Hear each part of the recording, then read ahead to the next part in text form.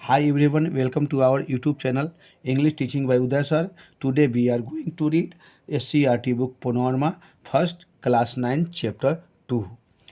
इस चैप्टर का नाम है आयाती। बच्चों, आप लोग ध्यानपूर्वक सुनेंगे। इस सारे चैप्टर को मैं आज इंग्लिश में को हिंदी में करके बताऊंगा।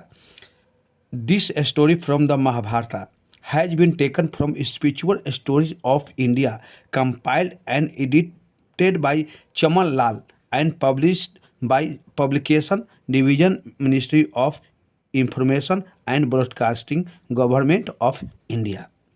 कहा जा रहा है कि जो आज हम कहानी पढ़ने जा रहे हैं आयाती, ये आयाती कहानी ये कहाँ से लिया गया? आप लोग महाभारत के नाम सुनबे किए होंगे, कृष्ण पांडव, वो महाभारत से लिया गया है। और ये महाभारत एक बुक से लिया गया है। किस बुक से लिया गया है? स्पिरिचुअल स्टोरी ऑफ इंडिया, माने कि भारत के एक आध्यात्मिक कहानी का बुक है, उससे ये इसको लिया गया है, जिसका कंपाइल यानी संग्रहित एंड एडिट या संपादित चमन लाल के द्वारा किया गया था। जो spiritual story of India book है वो चमन लाल के द्वारा इसको संग्रहित किया गया था और संपादित किया गया था। उसी बुक से ये महाभारत जो कहानी है उसी में से ही आयाती का ये चैप्टर लिया गया है।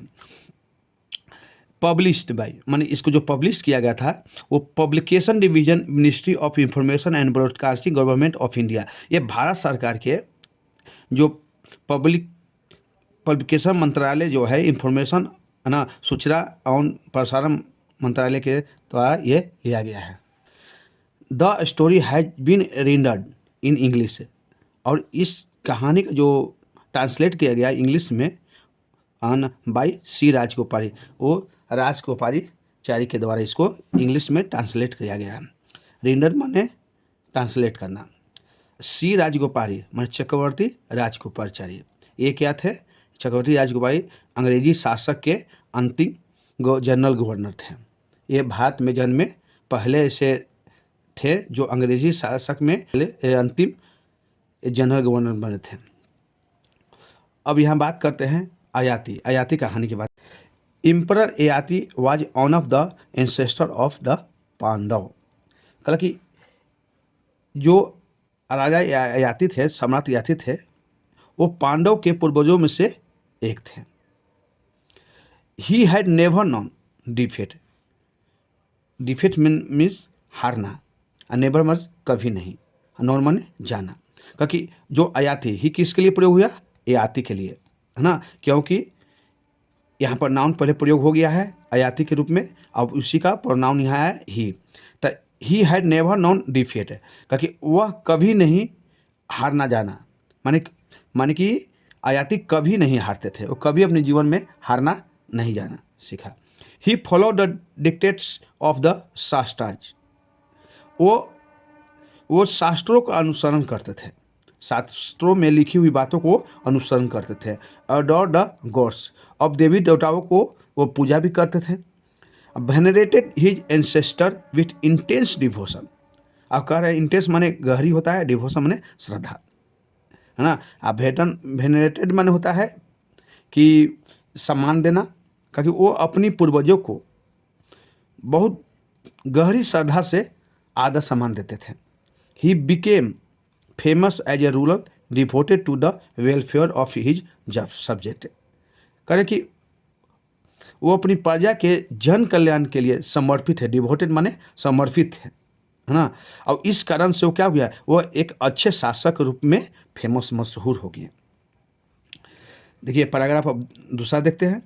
ही became prematurely old by the curse of Shukracharya for having wrong his wife Devyani.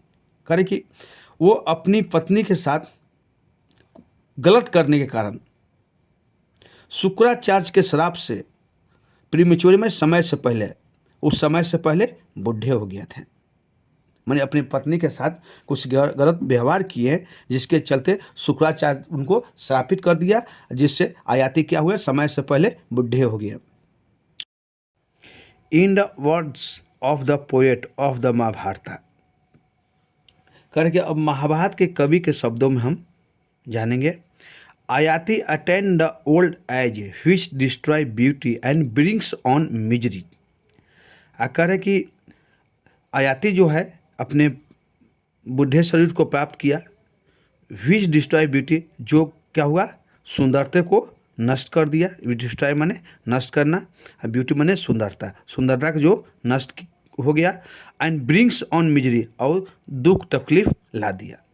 It is needless to describe the misery of vigour's youth suddenly blighted into age. कहा कि यह जो है नीडलेस है ना, क्योंकि इसमें जो बताइए कि एक जवान व्यक्ति अब किसी कारण से समय से पहले वृद्ध हो जाए, उसकी दुखों की कहानी क्या वर्णन करने अनुसार है, उसको वर्णन नहीं कर सकते हैं। वो उसकी तकलीफ़ जो साधारण उसकी जवानी खो जाए। Which the horrors of loss are extended by pains of recollection. कह रहे हैं कि आयाति जो था, हॉरर्स माने होता है भय, लॉस माने खो देना, अनचिंटुएटेड माने होता है बल या महत्व देना, पेंग्स माने दर्द, और रिकोलेक्शन माने याद। क्योंकि याति अपने जीवन के दिनों के याद कर कर के तड़पते थे। पैराग्राफ 3 में देखेंगे। आयाति who found himself suddenly N old man.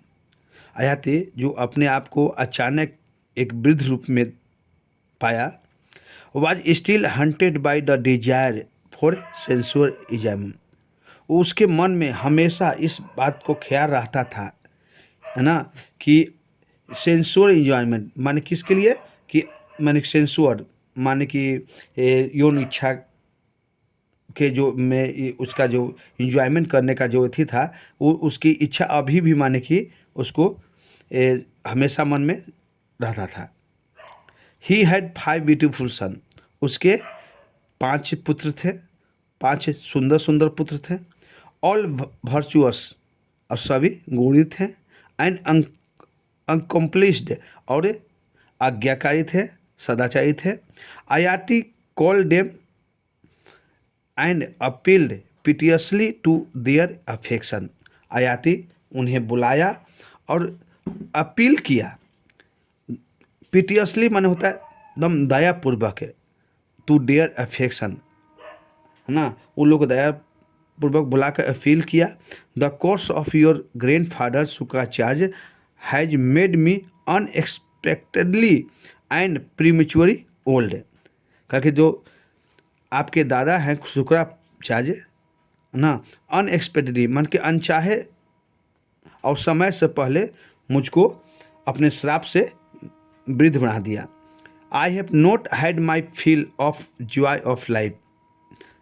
कहा कि मैं अभी तक ले अपने जीवन का जो है ना आनंद नहीं लिया हूँ। For not knowing what was store for me, और मैं ये नहीं जाना कि मैं अपने लिए क्या कर पाया। I live A life of restaurant denying my self even lawful pleasure. करे कि मैंने संयम का जीवन जिया है, और मुझ में विद्यमान जीवन का आनंद और खुशियाँ छीन लिया गया है। One of you ought to bear the burden of my old age. क्योंकि तुम में से किसी को चाहिए कि मेरे बुढ़ारी शरीर का बर्डन सह सके, and give his youth in return, और अपनी जवानी मुझे दे सके।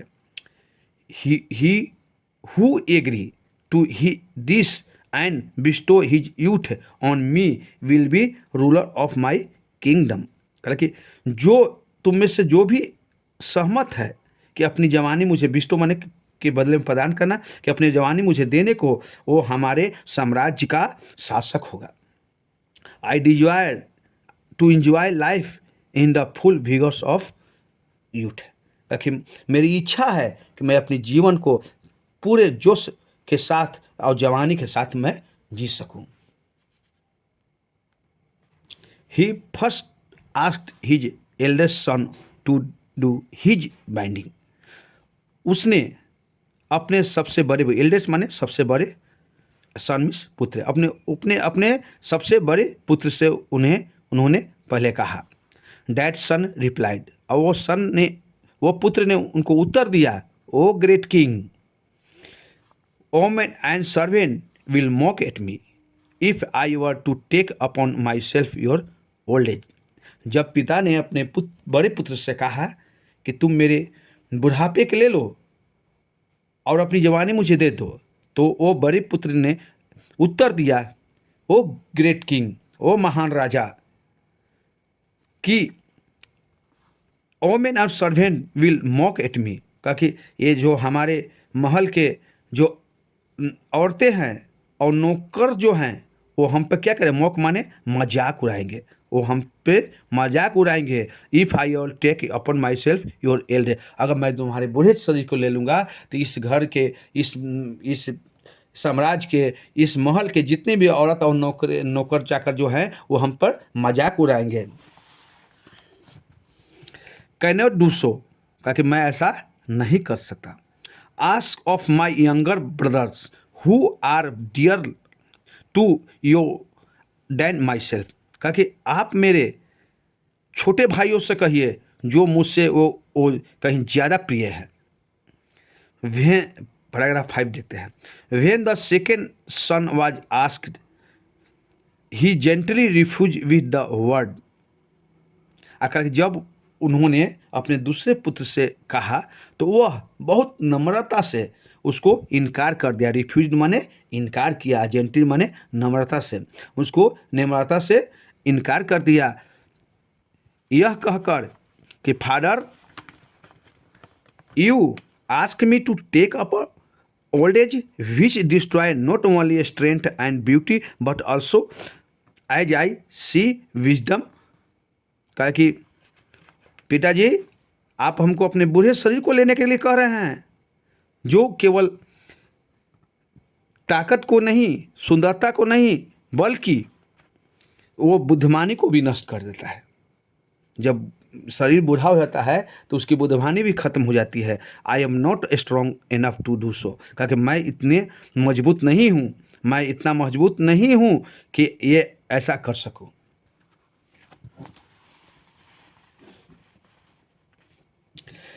Paragraph 6. The third son replied, तो तीसरा पुत्र ने उत्तर दिया, an old man can not ride a horse और एन एलिफेंट. कहा कि अब देखिए दूसरा पुत्र तो यहाँ तो इग्नोर कर ही दिया, अब तीसरा पुत्र ने भी उसको इग्नोर कर रहा है कि एक बुढ़ा व्यक्ति न तो घोड़सवारी कर सकता है और ना हाथी सवारी कर सकता है. हिज स्पीच विल फाल्टर, क्योंकि बुढ़े व्यक्ति का जो आवाज़ भी होता है ना वो भी लड़खड़ाने लगता है, फाल्टर हो जाता है. What can I do in such age helpless plight, क्योंकि मैं क्या करूँगा इस तरह से एकदम असहाय दासा दूसा के लेकर. आई कैन नॉट एग्री, मैं सहमत नहीं हो सकता. Paragraph 7. The king grew angry, दम वो जो आयाती था ना दम गुस्सा हो गए. When he saw that his 3 sons had declined माने इनकार करना, to do so as he wished, जब देखा कि उसकी इच्छा के अनुसार ना जो था, उसकी इच्छा जो था उसके अगेंस्ट में जाकर उसके तीनों पुत्र का किया, इनकार कर दिया, मना कर दिया ऐसा करने से. He hope for better from his fourth son, और अब उसकी आशा किस पर है, उसके चौथे पुत्र पर. whom he said, उनको कहा, you should take up my old age if you exchange your youth with me, कहा कि अगर तुम you should take, तुम्हें लेना चाहिए मेरा पूरी वृद्ध, अब अपने चौथे पुत्र से कहा कि बेटा तुम्हें हमारे वृद्ध शरीर को लेना चाहिए. इफ़ यू एक्सचेंज, अगर तुम बदलते हो योर यूथ विथ मी, अपनी जवानी मुझसे, I shall give it back to your after some time, कहा कि मैं इसे क्या करूँगा, रिटर्न कर दूंगा, कुछ समय के बाद मैं इसे रिटर्न कर दूंगा. And take back the old age with which I have been cursed, करके ये जो वृद्ध शरीर हमको जो मिला है तुम्हारे दादा की तरफ से उपहार में, अगर तुम मुझसे एक्सचेंज करते हो तो इससे कुछ दिनों के बाद मैं रिटर्न करके फिर से मैं वृद्ध शरीर में खुद ले लूँगा और जवानी तुमको वापस कर दूंगा। पैराग्राफ 8 देखते हैं।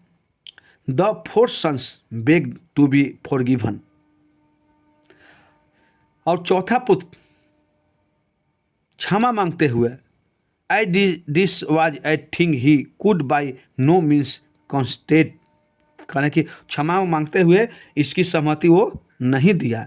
N old man has to seek the help of other even to keep his body clean and most beautiful flag, कह रहे कि एक वृद्ध जो व्यक्ति होता है उसको हर समय सीख माने मांगना, दूसरे से क्या होता है, हेल्प ऑफ अदर मैंने दूसरे से सहायता मांगना पड़ता है।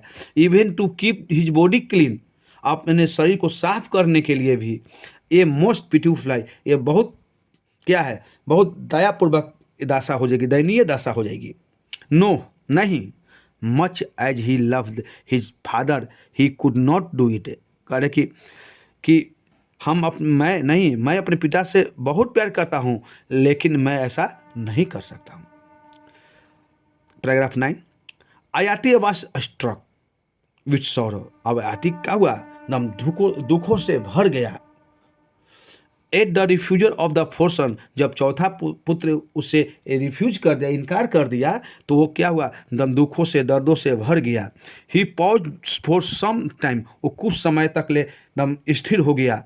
And then supplicated his last son who had never at opposite his wishes, तो अंतिम में सप्लिकेटेड किया माने प्रार्थना किया अपने अंतिम पुत्र माने पांचवें पुत्र से, जो कभी भी अपने पिता के अपोजिट माने कि विपरीत नहीं गया। यू मस्ट सेव मी, कहा तुम मुझे जरूर बचा पाओगे। I have got this old age with its wrinkle, कहा कि मैं इस बूढ़ा शरीर के साथ मैं ये झुर्रिया जो चेहरे पर झुर्रिया आई है, वो डिबिलिटी माने अक्षमता, एंड ग्रे हेयर और पके हुए बाल, as a result of the curse of Shukracharya, का कि ये सब किसका देन है, ये तुम्हारे ग्रैंडफादर जो है शुक्राचार्य, उनका देन है, जो हमारे चेहरे पर रिंकल्स आ गए हैं, डिबिलिटीज आ गई शरीर में, हमारे बाल पक गए हैं, ये सब आपके दादा के श्राप के कारण, शुक्राचार्य के श्राप के कारण ऐसा हुआ है। आई कैनॉट बियर इट, मैं इसे नहीं बर्दाश्त कर सकता हूँ। If you take upon yourself these infirmities, कि अगर तुम इन दुर्बलताओं को लेते हो, I shall enjoy life just a while more and then give you back your youth and resume my old age and all its sorrow, कि अगर तुम मेरे इस इन्फॉर्मेटिव मैंने होता है दुर्बलता ना, इन दुर्बलताओं को तुम अगर लेते हो तो मैं क्या करूँगा, इंजॉय करूँगा बस कुछ समय के लिए, फिर इनको क्या करूँगा, फिर वापस गिव यू बैक, फिर मैं तुम्हें इसे वापस कर दूँगा और अपने बूढ़े शरीर को रिज्यूम कर लूँगा, अपने फिर से वापस ले लूँगा, धारण कर लूँगा, और इसके सारे तकलीफ़ों को भी। Puru do not refuse as your elder brother have done, कहे कि देखो बेटा पुरु, तुम इनकार मत करना जैसे कि और आपके बड़े भाइयों ने किया है। Puru the youngest son moved by filial loved, filial मन होता है पेरेंट्स के जो प्यार होता है, जिससे पुत्र और पिता के बीच में है ना, तो उस प्यार के वजह से जो उसका जब सबसे छोटा पुत्र था पुरु, वो क्या हो गया, मूव्ड कर गया, माने प्यार में उसके अपने पिता का मूव्ड कर गया, माने प्यार में पड़ गया। फादर अब बोला कि पिताजी, आई ग्लेडली गिव हूँ माई यूथ, क्योंकि मैं खुशी पूर्वक मैं अपनी जवानी तो आपको देता हूँ, and relieve you of the sorrow of the old age and the cares of state, be happy care of state, क्योंकि ठीक है मैं अपनी जवानी आपको देता हूँ और आपके दुख सारे मैं ले लेता हूँ, अब बूढ़े शरीर को भी ले लेता हूँ, और आपका जो साम्राज्य है उसको भी मैं केयर करूँगा। बी हैप्पी, आप खुश हो जाओ। Hearing this word Yayati become a youth, और इस शब्द को सुनते ही आयाती जो क्या हुआ, वो जवान हो गया, और बेचारा पुरु का हुआ, वो वृद्ध हो गया।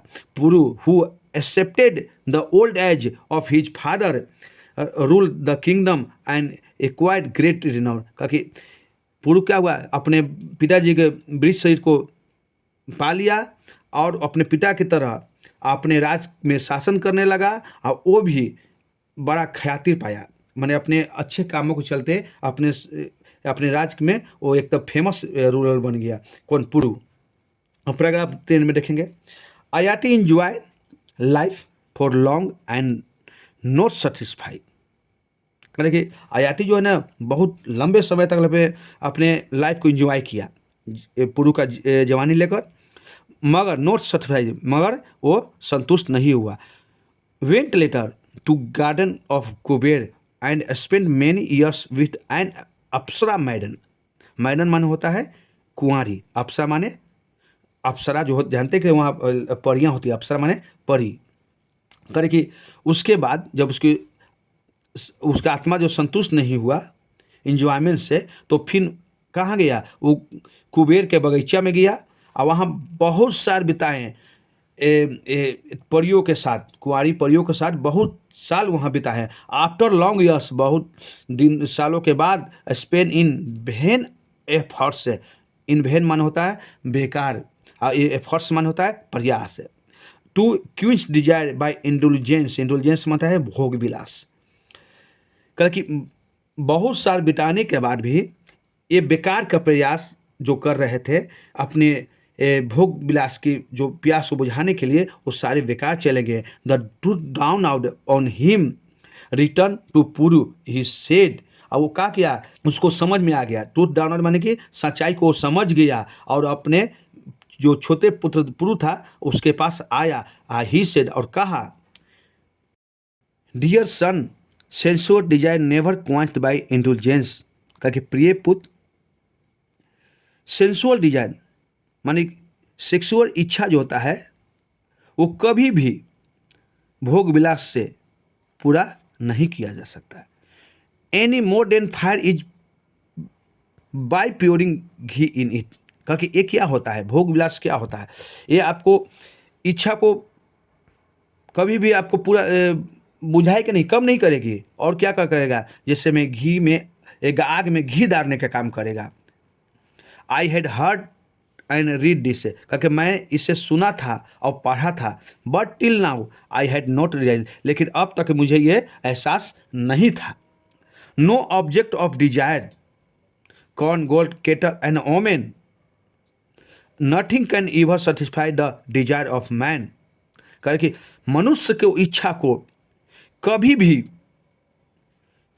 कोई भी वस्तु, अनाज, सोना, पशु या औरत नहीं बुझा सकता है, कभी इच्छा को पूर्ति नहीं कर सकता है, कभी सेंसुअल डिजायर को पूरा नहीं किया जा सकता है इन चीज़ों से। वी कैन रीच पीस, हम केवल शांति पा सकते हैं only by A mental pause, अपने मन को शांति करके, मेंटल पॉज करके, मन तपस्या करके ही अपनी हम शांति पा सकते हैं। बियॉन्ड लाइक एंड डिसलाइक, क्योंकि पसंद और नापसंद के पार। Such is the state of Brahman. अब कहा कि ऐसा ही कौन होते हैं, एक ब्राह्मण के जो रहन सहन होता है इसी तरह से होता है, उसको लाइक और डिसलाइक से उससे कोई मतलब नहीं है। एक ब्राह्मण का जीवन होता है जहाँ सांझ वहीं बिहान, जो दो वही खा लेगा। टेक बैक योर यूथ है, क्योंकि अपनी जवानी वापस ले लो, and rule the kingdom wisely and kingdom, और इस राज पर तुम शासन करो बुद्धमानी से और अच्छी तरह। With this word Yayati took back his old age, अगर इसी वर्ड के साथ आयाती जो है ना अपने वृद्ध शरीर को वापस पा लिया। Puru who resign his youth, Puru का हुआ, पुरु अपनी जवानी को पा लिया। Was made king by Yayati who retired to the forest, Yayati जो है ना अपने पुत्र को किंग बनाकर अब फिर से वह घर से यानी कि अपने महल से रिटायर्ड हो गया और जंगल की ओर चला गया। He spend his time there in austerities and in due course attend heaven. आप कह रहे हैं ना कि वो अपना जो समय था बिना सुख सुविधा स्ट्रेटेजी माने होता है बिना सुख सुविधा के अपने समय बिताए और अंतिम में वो कहाँ चले गए, अटेंड हेवन, और स्वर्ग में चले गए। तो बच्चे आज का ये लेसन समाप्त हुआ। और आप देखें आयाती अपने पांचों पुत्र का परीक्षा ले लिया, जिसमें छोटा पुत्र उसका आज्ञा को पालन किया। तो please like, share and subscribe my YouTube channel. Thank you for watching this video. Thank you.